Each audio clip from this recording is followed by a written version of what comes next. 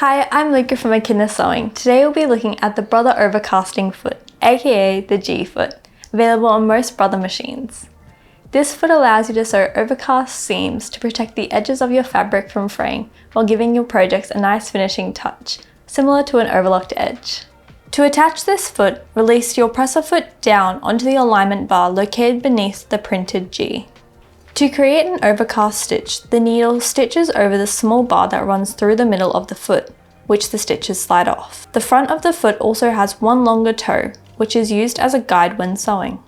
Next, select your overcasting stitch. There are multiple different types of overcast stitches, so remember to check your manual to see which one your machine has. When sewing, place the raw edge of the fabric against the longer front toe. This ensures that the stitch remains flush against the edge of the fabric.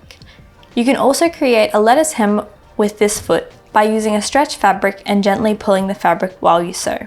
And that's how you use your overcasting foot.